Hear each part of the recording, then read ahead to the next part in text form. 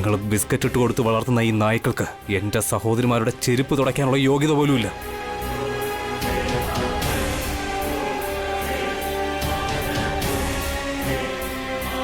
ഏട്ടനോടൊരു വാക്ക് പോലും പറയാതെ ഇതുവരെ ഞാൻ ഒരു കാര്യവും ചെയ്തിട്ടില്ല. അങ്ങനെയുള്ളപ്പോ ശിവാനിയുടെ ഭാവിക്ക് വേണ്ടി ഏട്ടനോട് പറയാതെ ഇങ്ങോട്ട് വന്നു. പക്ഷെ ഏത് നിമിഷം എന്തൊക്കെ നടക്കുമെന്ന് എനിക്ക് പേടിയാവുന്നു. നിശ്ചയം കഴിഞ്ഞ ശിവാനിയാണെങ്കിൽ പരീക്ഷ എഴുതാൻ പോയേക്കുന്നു. കല്യാണം നിശ്ചയം കഴിഞ്ഞിരിക്കുന്ന ഞാനാണെങ്കിൽ ശിവാനിയുടെ മുറിയില് ഇങ്ങനെ കഴിയേണ്ടി വന്നിരിക്കുന്നു. എന്തെങ്കിലും തെറ്റ് സംഭവിച്ച എന്റെ ജീവൻ പോവോ അതോ ഏട്ടന്റെ മാനം പോവോ എനിക്കറിയില്ല. അയ്യോ എന്റെ ഈശ്വര, അങ്ങ് തന്നെ എന്നെ ഇതിൽ നിന്നൊന്ന് രക്ഷിക്കണം. എന്തു വന്നാലും ശിവാനി പരീക്ഷ നന്നായി എഴുതണം.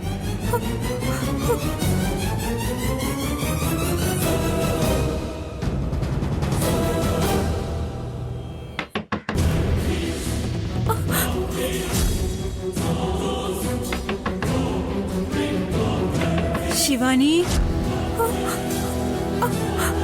മോളെ ശിവാനി,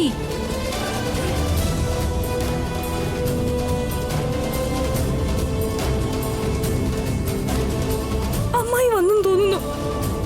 റൂമിനകത്ത് വന്ന് നോക്കിയ ഞാൻ പെട്ടത് തന്നെ. ചെറിയ കാര്യത്തിന് പോലും പേടിക്കുന്ന അമ്മായി എന്നെ ഈ റൂമിനകത്ത് വെച്ചങ്ങനെ കണ്ട വളരെയധികം പേടിക്കും. അയ്യോ, ഇനിയിപ്പോ ഞാൻ എന്ത് ചെയ്യും? ശിവാനി, ഞാൻ ഭക്ഷണം എടുത്തോണ്ട് വരട്ടെ?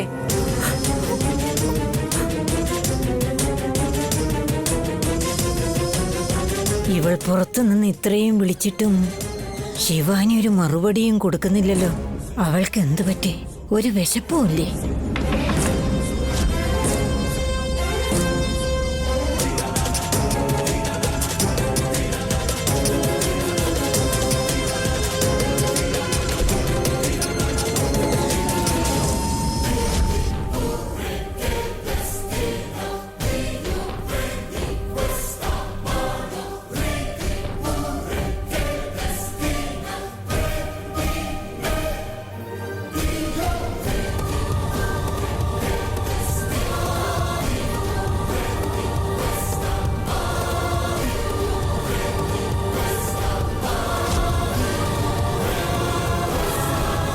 ഉറങ്ങുവാണോ ശിവാനി? ഇന്നലെ രാത്രിയില് പരീക്ഷ എഴുതണം, ജീവിതത്തിൽ വിജയിക്കണമെന്നൊക്കെ ഒരുപാട് സംസാരിച്ചല്ലോ. ഇപ്പൊ എന്താ നീ ഇങ്ങനെ കിടന്ന് ഉറങ്ങുവാണോ? ഞാനൊരുത്തി ഒന്ന് നന്നായിട്ട് ശ്വാസം വിട്ടാ പോലും ആ ശ്വാസം നിർത്തിക്കളയും ഈ വീട്ടുകാര്.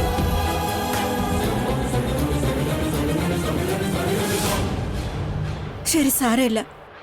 വിശക്കുമ്പോ വിളിച്ചാ മതി, ഞാൻ എടുത്തു തരാം.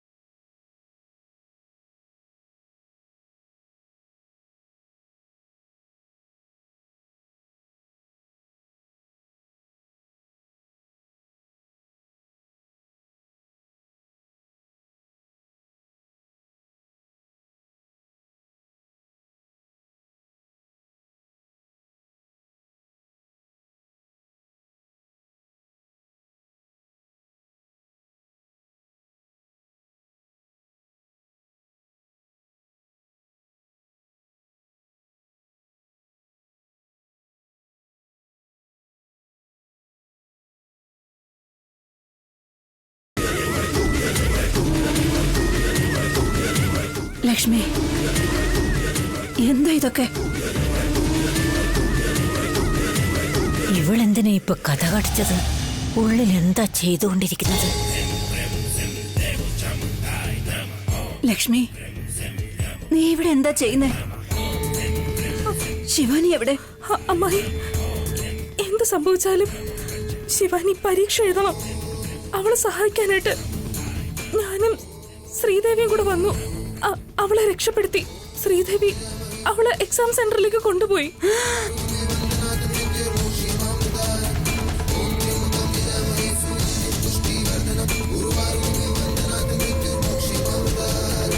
നിങ്ങൾ എന്തായി ചെയ്തേ?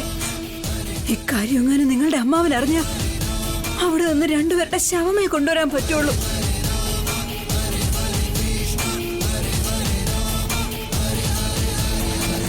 അമ്മായി പേടിക്കാതിരിക്കെ, എന്നെയും കൂടെ പേടിപ്പിക്കരുത്. ലക്ഷ്മി നരസിംഹമൂർത്തിയെ പ്രാർത്ഥിക്ക്, അനുഗ്രഹം ഉണ്ടാവും. എല്ലാം നന്നായി തന്നെ നടക്കും. കഥക തുറന്നേ.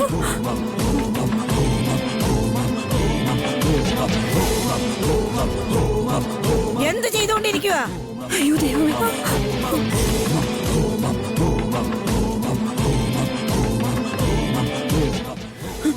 ലക്ഷ്മി നീ കിടന്നോളൂ. കിടക്ക്.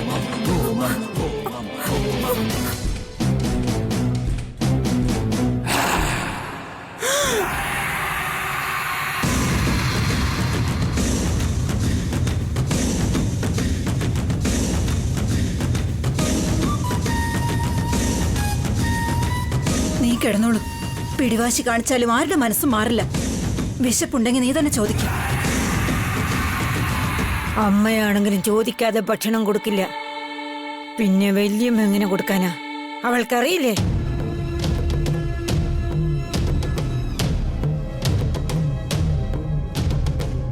അവളുടെ ഇഷ്ടം പോലെ അമ്മായി. വയറ് വിശക്കുമ്പോ വന്ന് ചോദിക്കട്ടെ.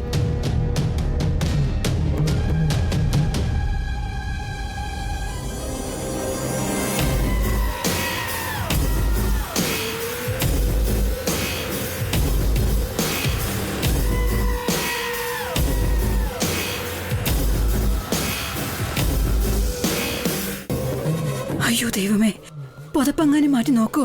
പിന്നെ ഞങ്ങൾ രണ്ടാളും ജീവനോടെ ഉണ്ടാവില്ല. അയ്യോ ദൈവമേ. എടീ ശിവാനി, നീ ഉറങ്ങുന്നതായിട്ടിപ്പോ അഭിനയിച്ചാലും അല്ല, നീ ശരിക്കും ഉറങ്ങുകയാണെങ്കിലും എനിക്ക് പ്രശ്നമില്ല. പക്ഷെ ഞാൻ പറയുന്നത് നീ കേട്ടോ. നീ എന്തൊക്കെ നാടകം കളിച്ചാലും നിന്റെ പരീക്ഷാ സമയം കഴിയുന്നതുവരെ നിന്നെ ഈ വീട്ടിൽ നിന്നും പുറത്തേക്ക് വിടില്ല. അതിനുശേഷം നീ സംസാരിക്കാതെയോ കഴിക്കാതെയോ ഇരുന്നാലും നിന്റെ ഭാവി എന്റെ കയ്യിൽ തന്നെ ആയിരിക്കും. എന്താടി ഇങ്ങനെ നോക്കുന്നേ? പൂട്ടെടുത്തിട്ട് വാ. എന്തിനാ അമ്മായി? നിന്നോട് മല ചുമക്കാനല്ലല്ലോ പറഞ്ഞത്. എന്തിനാ ഇപ്പൊ ചോദ്യം ചോദിക്കുന്നേ? ഈ മുറി അടച്ച് പൂട്ടണം. അതെന്തിനാ? ദൈവത്തിന്റെ അമ്പലങ്ങൾ പോലും ഒരു സമയമാകുമ്പോ പൂട്ടിയിടാറല്ലേ പതിവ്. ശിവാനിയെയും നമ്മളൊരു ദൈവത്തെ പോലെ കണ്ട് 2 മണിക്കൂറത്തേക്ക് കതക് പൂട്ടിയിടണം. അല്ലാന്നുണ്ടെങ്കിൽ വീണ്ടും വേണ്ടാത്ത എന്തെങ്കിലും പണി ഒപ്പിക്കുമോ എന്ന് എനിക്ക് നല്ല ഉറപ്പുണ്ട്. പോടി, എടുത്തിട്ട് വാ. ശരി വേഗം പോ. നടക്ക്. നടക്കാനല്ലേ പറഞ്ഞത്?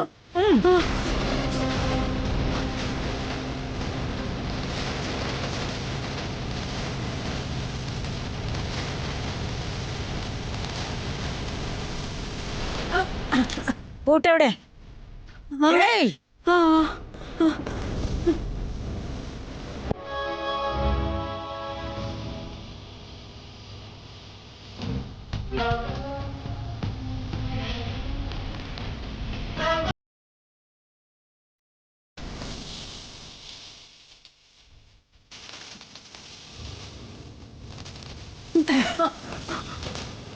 നീ ആലോചിക്കുന്നത് എനിക്ക് നന്നായിട്ട് അറിയാം. മിണ്ടാതെ പോയി നിന്റെ പണി നോക്ക്.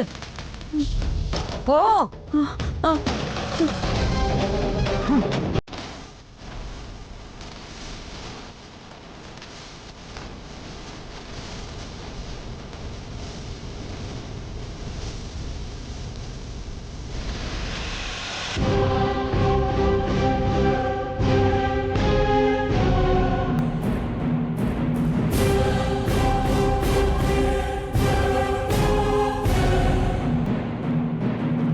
നിനക്ക് കോഫി വേണോ ഗംഗ? എന്നാ മോരെടുക്കട്ടെ? ജ്യൂസ് വല്ലതും കുടിക്കുന്നോ ചേച്ചി? ഹേയ്, നിങ്ങൾക്ക് എന്താ പറ്റിയേ? ഞാൻ വേണ്ടാന്ന് നിങ്ങളോട് പറയുമ്പോ നിങ്ങൾ വേണോ വേണോന്ന് നിർബന്ധിച്ച് ചോദിക്കുന്നത് പോലെയുണ്ട്. അങ്ങോട്ട് ഞാൻ പുറത്തു പോയല്ല ചോദിക്കണ്ടേ, ഞാൻ വാഷ്റൂമിലേക്ക് പോവാ. പോകണ്ട. അതെന്താ? ശ്രീദേവി ചേച്ചി കുളിച്ചോണ്ടിരിക്കുക. ഓ, നേരത്തെ അകത്തെന്തോ ജോലിയിലാണെന്ന് പറഞ്ഞു. ചൂട് സമയമല്ലേ, എപ്പോഴും ഇങ്ങനെ വേർത്തോണ്ടിരിക്കല്ലേ. ഒരു ദിവസം 2-3 വട്ടമെങ്കിലും കുളിക്കാതെ പറ്റില്ലല്ലോ. അവർക്ക് വിയർക്കുന്നുണ്ടോ ഇല്ലയോ, നിങ്ങൾ നന്നായി വിയർക്കുന്നുണ്ട്.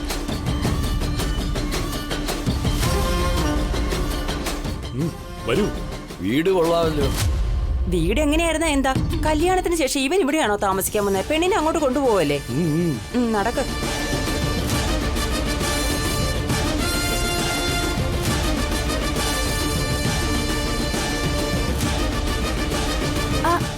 നമസ്കാരം. നമസ്കാരം.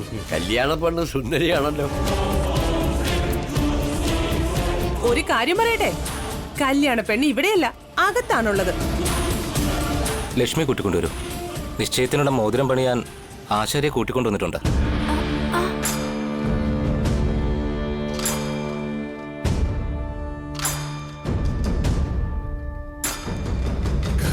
ചേച്ചി വരും, ഇരുന്നോളൂ.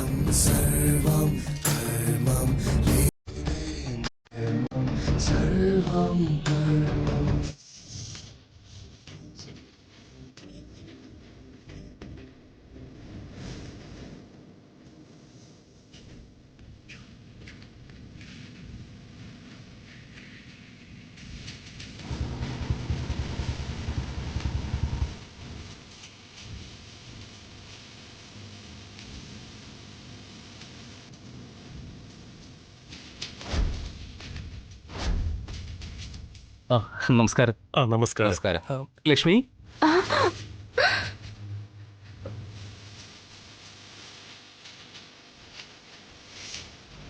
ലക്ഷ്മി, മോളെ ശ്രീദേവി. അല്ല, നിങ്ങൾ എവിടെയാ? ഒന്ന് ഇങ്ങോട്ടേക്ക് വാ. ശ്രീദേവി കുളിക്കാണെന്ന് പറഞ്ഞു. ലക്ഷ്മിയാണെങ്കിൽ എന്തോ ജോലിയിലും. എന്നാ കുറച്ചു നേരമായി ഞാൻ അവരെ കണ്ടിട്ടില്ല. ഞാൻ പോയി അവരെ നോക്കിയിട്ട് വരാം.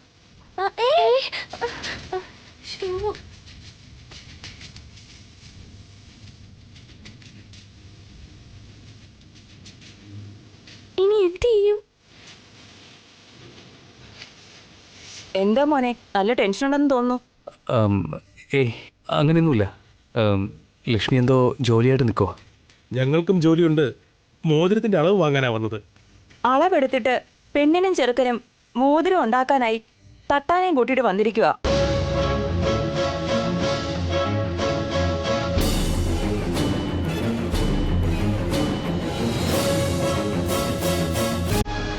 ചേട്ടാ ചേട്ടാ, ശ്രീദേവിയും ലക്ഷ്മിയും രണ്ടുപേരും ഇവിടെ ഇല്ല ചേട്ടാ.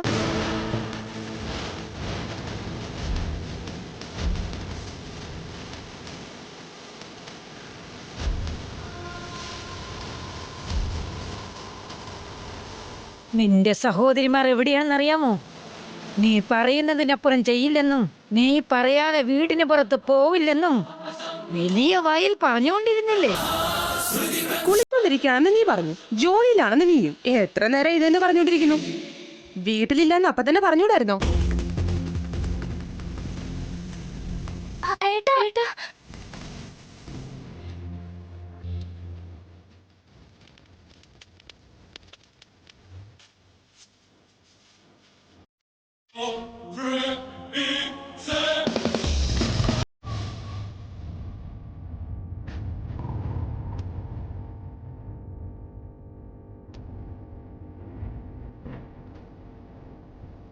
എന്താ നിങ്ങള്?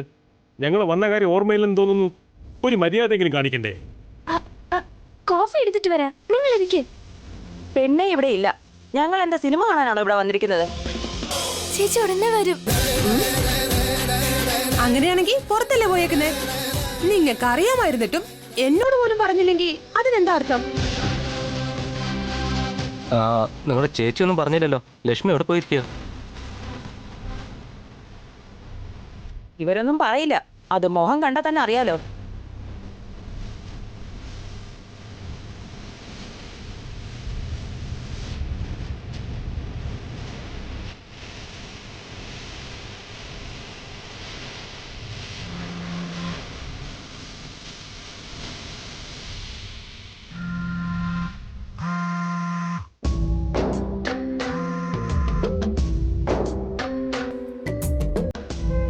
ഫോൺ ചെയ്തോ ഇവളെന്താ എടുക്കാത്തത്?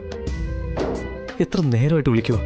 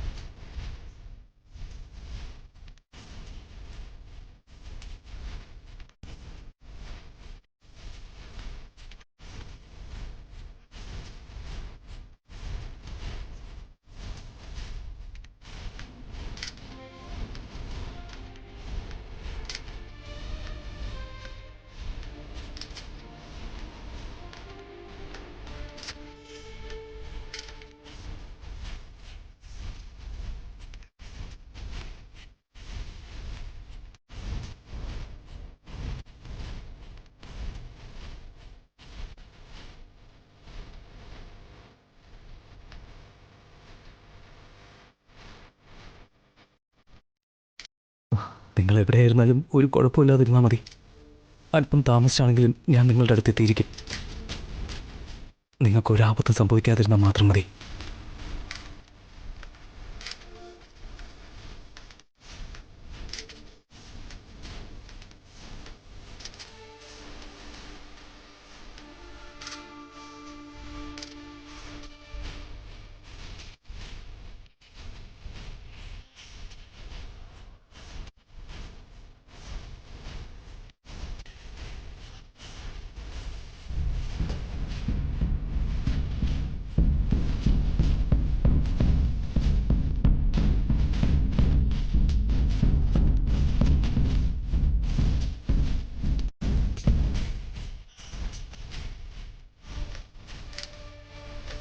നമസ്കാരം മുതലാളി.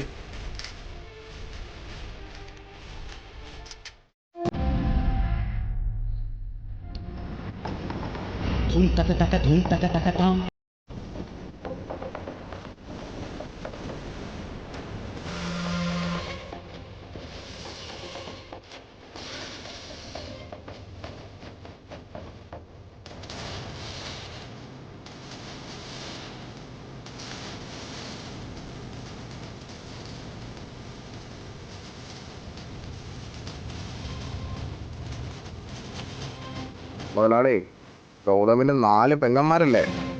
പക്ഷെ 2 പേരെ വരുന്നുള്ളൂ. അവന്റെ അനിയത്തിയെ ലക്ഷ്മിയെ കാണുന്നില്ലല്ലോ എന്ന് പറഞ്ഞ അന്വേഷിച്ച് നടക്കുക. കല്യാണം ഉറപ്പിച്ചു കഴിഞ്ഞൊരു പെണ്ണിനെ കാണുന്നില്ലെന്ന് പറഞ്ഞാ അതിനർത്ഥം എന്താ?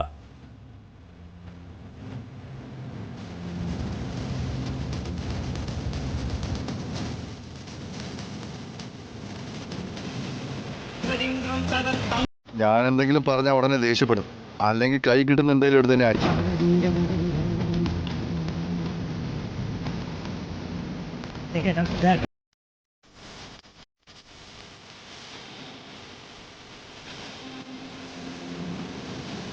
വാ ഗൗതം, നിന്റെ മൂത്ത സഹോദരി ലക്ഷ്മിയെ മരുമകളാക്കാൻ പോകുന്ന ഇവര് പോലും ആട്ടുകൂട്ടത്തിൽ എന്താണ് നടക്കാൻ പോകുന്നതെന്ന് അറിയാൻ വേണ്ടി നിനക്ക് മുൻപ് തന്നെ ഇവിടെ വന്നിട്ടുണ്ട്.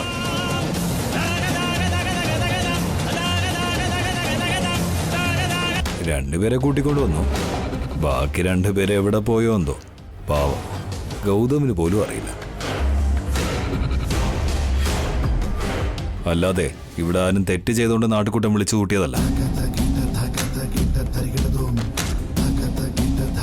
തെറ്റ് ചെയ്തതുപോലെ നമുക്ക് തോന്നിയില്ലെങ്കിലും പ്രായപൂർത്തിയായ 2 പെൺകുട്ടികളെ ഇങ്ങനെ കാണാതാകുന്നത് തെറ്റല്ലെന്ന് പറയാൻ പറ്റുമോ?